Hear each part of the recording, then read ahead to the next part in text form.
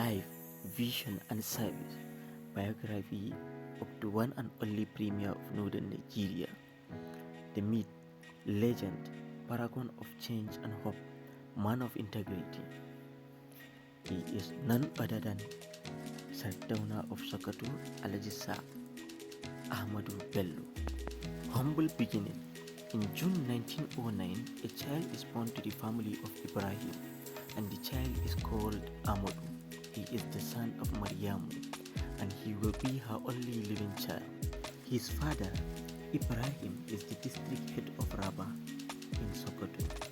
He is known as a simple man, and Hausa singers remember him as very religious. A poet named Zamnawi used to characterize him as Mekofan Karu, a horn of attack, because when the white men came, Ibrahim defended with courage. He will defeat them. Ibrahim was the son of Sultan Abubakar Atiku, who is noted by the poet as an external administrator and famous for his justice. He is praised as a simple man who did not try to feed himself from the public treasure, but made rope and was a gardener. He will sell the rope for income and did not rely on government salary.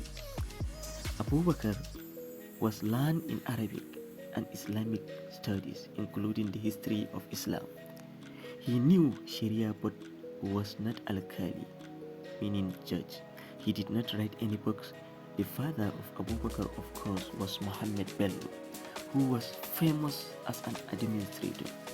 Ibrahim had many brothers, including 7, who were district heads of Rabba. The mother of Ibrahim, Zainab, was the daughter of the 4th Emir of Kano. Hence, he was a link between the ruling families in Sokoto and Kano. Ibrahim was famous for being justice and never took things from the less privileged.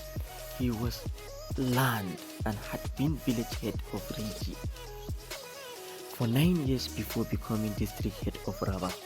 He was about 59 years old when Ahmadu was born, and he was to die 6 years later. He had 4 wives and many concubines, and had 12 sons, of which Ahmadu Bello was the 11th, and 13 daughters.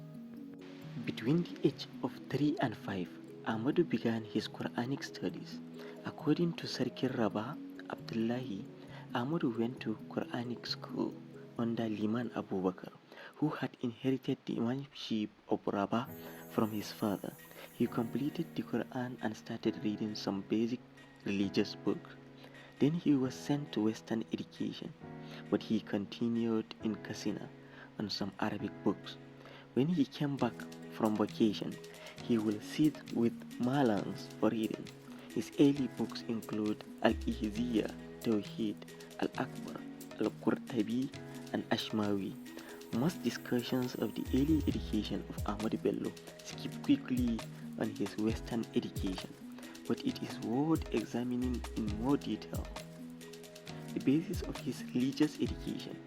Educationists are beginning to appreciate increasingly the profound impact of Quranic education on the discipline and moral training of young people. The Quranic education of Ahmadu Bello is likely to have followed the pattern outlined below, which was standard in Sokoto at that time. For a child to learn his prayers, he must learn portions of the Quran. Ahmadu and his age mates will start practicing prayers at about age 5 and will have been rebuked for not doing prayers at age 7. Ahmadu Bello would have been taught by his parents how to recite the first chapter of the Quran, the Surah Al-Fatiha, as soon as he learned to talk, plus some other short surahs. Between ages 3 and 5, when he was taken to his Arabic teacher, he will be taught to memorize the first 10 surahs, which may take a year. He will then be introduced to the Arabic alphabet by means of reference to the first 10 surahs. He will also be introduced to vowels, again from the first 10 surahs. Then at about age 6, Ahmadu will have started reading the Quran from the beginning.